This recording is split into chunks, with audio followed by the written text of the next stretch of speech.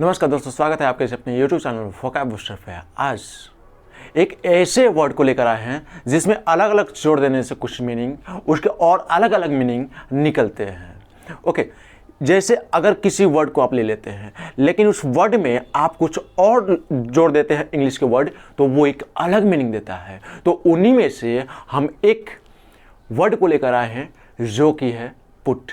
क्या है? Put.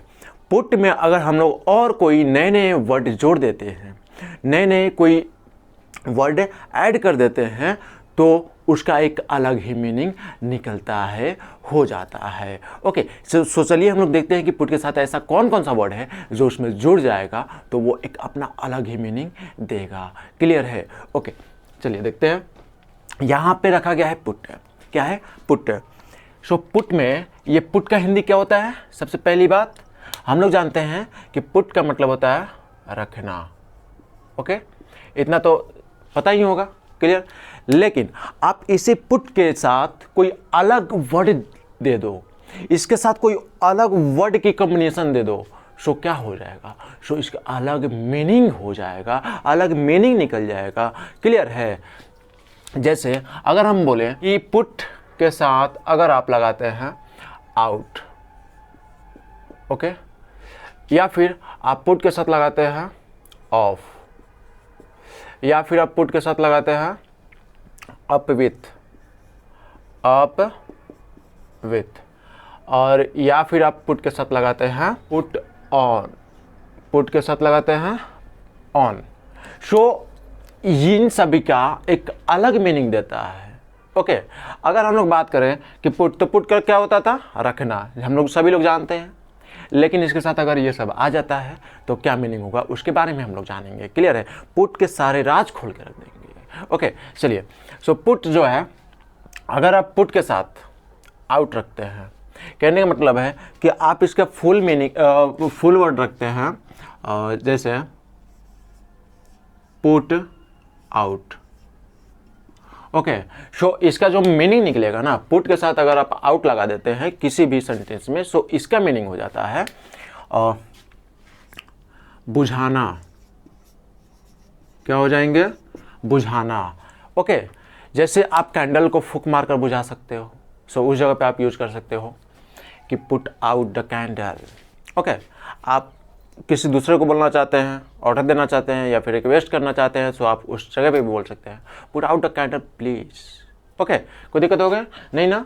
Okay, चलिए देखते हैं अगला। पुट के साथ, अगर पुट के साथ हम लोग ऑफ लगा दें, पुट के साथ अगर हम लोग ऑफ लगा देते हैं, यानी कि पुट के साथ अगर हम लोग ऑफ वाले वर्ड रख देते हैं, सो इसका एक अलग ही मीनिंग निकलता है।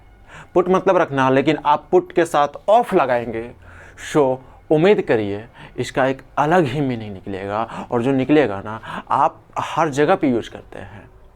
ओके, जैसे आपकी अगर शादी फिक्स हो गई है, लेकिन जिस तारीख को, जिस दिनांक को फिक्स हुई थी, उस दिनांक से और आगे बढ़ाना चाहते हैं उसको। ओके, सो उस जगह पे आप इसी का यूज कर सकते हो।